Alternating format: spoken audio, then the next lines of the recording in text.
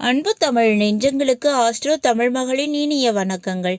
இன்றைய பதிவில் மிதுன ராசியில் பிறந்த நண்பர்களே, சிம்மத்தில் இணையும் 2 ராஜ கிரகங்கள். அதனால உங்கள் வாழ்க்கையில் இனி எதிரியும் இல்லை, துரோகியும் இல்லை. மிதுன ராசியில் பிறந்த உங்களுக்கு முதல் அடி முதல் இறுதி அடி வரை வெற்றிகள் குவிய போகுதுங்க. காரணம் இந்த 2 கிரகங்களினுடைய சேர்க்கை.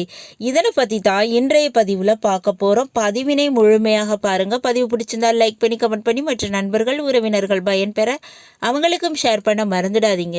இதுவரை நம்முடைய ஆஸ்ட்ரோ தமிழ் மகள் சேனலை சப்ஸ்கிரைப் பண்ணாத நண்பர்கள் சப்ஸ்கிரைப் பண்ணி கூடவே தெரிகிற பெல்லைக்கான கிளிக் பண்ணி ஆல் ஆப்ஷன்ஸும் செலக்ட் பண்ணி வச்சுக்கோங்க. ஏற்கனவே மிதுன ராசியில் பிறந்த நண்பர்களுக்காக குரு பயிற்சி பலன்கள், ராகு கேது பயிற்சி பலன்கள் நம்முடைய சேனலில் பதிவு செஞ்சாச்சு. பதிவினை பார்க்காதவங்க டிஸ்கிரிப்ஷன் லிங்க் இருக்கு, போய் பார்த்து தெரிஞ்சுக்கலாம். சேனலை விசிட் பண்ணியும் நீங்கள் இந்த பதிவுகளை பார்த்து பயனடைஞ்சுக்கிடலாம். மிதுன ராசியில் பிறந்த நண்பர்களே, உங்கள் ராசியில் ஜென்மத்தில் இப்போ குரு பகவான் இருக்காருங்க. சுபகிரகம் என்று சொல்லப்படக்கூடியவர் இந்த குரு பகவான். எப்பவுமே இந்த குரு இருந்தால் தனித்து நின்று தான் ஜெயிக்க முடியும். ஏன்னா ஜென்ம குரு வனவாசம்னு சொல்லுவாங்க. அதாவது தனியாக நின்று தான் பல காரியத்தினை நீங்கள் செய்ய போகிறீங்கன்னு அதுக்கு அர்த்தம்ங்க. அந்த வகையில் இப்போ கடகராசியில் இருக்கக்கூடிய செவ்வாய் பகவான் ஜூன் மாதத்திற்கு பிறகு, அதுவும் ஜூன் மாதம் 8ஆம் தேதிக்கு பிறகு பெயர்ச்சியாகி 3ஆம் வீடான சிம்ம ராசிக்கு போயிடுவார். அதாவது நீச நிலையில் இது நாள் வரை இருந்த செவ்வாய் இனி சுய பலத்தினை பெற போறாரு. அதுவும் 3ஆம் வீட்டில் கேதுவுடன் இணைகிறார். மிதுன ராசியில் பிறந்தவங்களுக்கு முதல்ல வெற்றி என்பது வேலையில் உண்டுங்க. வேலை இல்லை, கையில் வருமானம் இல்லை அப்படின்னு இருந்தாலும் சரி, உங்கள் வேலையை இன்னொருத்தர் கெடுத்துட்டாங்க இப்படின்னு புலம்பிக்கிட்டு இருந்தீங்கன்னா அந்த வேலையில் அந்த விஷயத்தில் வெற்றி உண்டுங்க. கவர்மெண்ட் ஜாபுக்கு ஒரு காம்படிஷன் எக்ஸாம் எழுதி இருந்தீங்கன்னா அதில் வெற்றி என்பது உண்டுங்க. முக்கியமாக ஒரு எம்என்சி கம்பெனிக்கு ட்ரை பண்ணிக்கிட்டு இருக்கீங்களா, அதில் நடந்த இன்டர்வியூ ரவுண்ட்ஸில் எல்லாம் உங்களுக்கு வெற்றி உண்டுங்க. 3ஆம் வீட்டில் கேதுவுடன் இணைகிறார் செவ்வாய் பகவான். அப்போ வெளிநாடு யோகம் உண்டுங்க. அப்ராடு ஜாபுக்கு ட்ரை பண்ணிக்கிட்டு இருக்கீங்களா, அந்த விஷயத்தில் வெற்றி உண்டு. மருத்துவத்துறையில் வெற்றி உண்டு. ஓகேங்களா. அடுத்ததாக மண், நிலம், சொத்துக்காகத்தான் ஒருத்தரை அடித்து கொண்டு சாகிற உலகமாக இது இருக்குங்க. அந்த சொத்து விஷயத்தில் சொத்தை விற்க முடியலை, நிலம் விற்காம கிடக்கு, ரொம்ப நாளாக இந்த விஷயம் டார்ச்சராக இருக்குது, கடன் அதிகமாக இருக்குது, இந்த சொத்தை விற்றுட்டா கூட நிலத்தினை விற்றுட்டா கூட நான் கடன் பிரச்சனையிலேருந்து தப்பிச்சுக்க முடியும் அப்படின்னு நினச்சிக்கிட்டு இருக்கீங்களா, அந்த சொத்து விஷயத்தை விற்கக்கூடிய வாய்ப்பு இப்போ இந்த செவ்வாய் கேது இணைவு கொடுக்குங்க.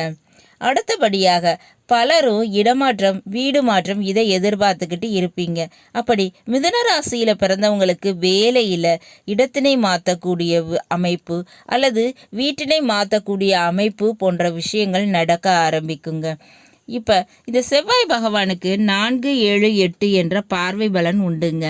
எப்படி குரு பார்க்கும் இடம் கோடி நன்மைன்னும் சனி பார்க்கும் இடம் பாழ்னு சொல்லுவாங்களோ, அதுபோல் செவ்வாய் பார்க்கும் இடம் எப்பவுமே ஜெயம்தாங்க. அப்படி 4ஆம் பார்வையாக தன்னுடைய வீடான விருச்சக ராசியை பார்க்குறாரு. அது 6ஆம் வீடாக உங்களுக்கு அமையுது. அப்போ மிதுன ராசியில் பிறந்தவங்களுக்கு கேட்ட இடத்துல பணம் கிடைக்கும், கேட்ட இடத்துல வேலை கிடைக்கும், கவலை வேண்டாம்ங்க.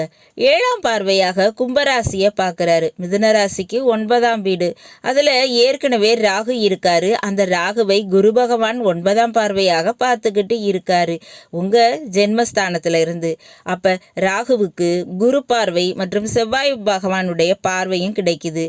அப்போ நிச்சயமாக இந்த ரியல் எஸ்டேட் பிஸ்னஸ் பண்ணுறவங்களுக்கு, இபியில் அதாவது எலக்ட்ரிக்கல் பிஸ்னஸ் வேலை இதெல்லாம் செய்கிறவங்களுக்கு, மற்றும் விவசாயம் சார்ந்த வேலை தொழில் பண்ணுறவங்களுக்கு, மரம் சார்ந்த வேலை தொழில் பண்ணுறவங்களுக்கு, நெருப்பு சம்பந்தப்பட்ட வேலை தொழில் பண்ணுறவங்களுக்கு, இவங்களுக்கெல்லாம் ஜாக்பாக்ட் என்பது உண்டுங்க. இந்த செவ்வாய் கேது பெயர்ச்சி மூலமாக அதிர்ஷ்டம், யோகம், லாபம் உண்டு. வியாபாரம் அமோகமாக நடப்பதற்கு வாய்ப்பு இருக்குங்க. மேலும் 8ஆம் பார்வையாக செவ்வாய் பகவான் மீன ராசியை பார்க்குறாரு. உங்களுக்கு 10ஆம் வீடு. அப்போ தொழில் ரீதியாக எதிரிகள் அலைவார்கள். மேலும் தொழிலில் இருக்கக்கூடிய போட்டிகள் நீங்கி விடுங்க. தொழில் ரீதியாக மிகப்பெரிய நன்மை உண்டு. ஆனாலும் உடன் பிறந்தவர்களுடைய வாழ்க்கையில் பிரச்சனை, அவங்களுக்கு ஒரு மருத்துவ செலவு, இந்த மாதிரியான பிரச்சனை வரலாம்ங்க. அதில் மட்டும் கவனம் தேவை. ஆக மொத்தம் மிதுன ராசியில் பிறந்தவங்களுக்கு 3ஆம் வீட்டில் செவ்வாய் கேது இணைவதால், வெற்றி ஸ்தானத்தில் இது நடப்பதால் நிலம், சகோதரத்துவம் போன்ற விஷயங்களில் வெற்றி உண்டு.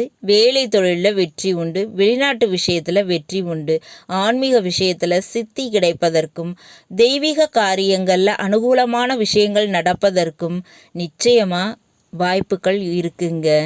தீராத தோஷம், விலகாத பாவம் இதெல்லாம் இந்த காலகட்டத்தில் நீங்கிவிடும். அதுக்குரிய காலமாக இது இருக்கும். எல்லா நன்மைகளும் கிடைக்குங்க.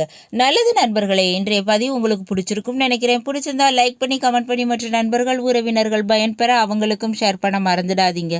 இதுவரை நம்முடைய ஆஸ்ட்ரோ தமிழ் மகள் சேனலை சப்ஸ்கிரைப் பண்ணாத நண்பர்கள் சப்ஸ்கிரைப் பண்ணி, கூடவே தெரிகிற பெல்லைக்கான கிளிக் பண்ணி ஆல் ஆப்ஷன்ஸும் செலக்ட் பண்ணி வச்சுக்கோங்க. மீண்டும் ஒரு நல்ல பதிவினில் உங்கள் அனைவரையும் சந்திக்கிறேன். இதுவரை ஆஸ்ட்ரோ தமிழ் மகளின் அன்பு கலந்த வணக்கங்கள். நன்றி.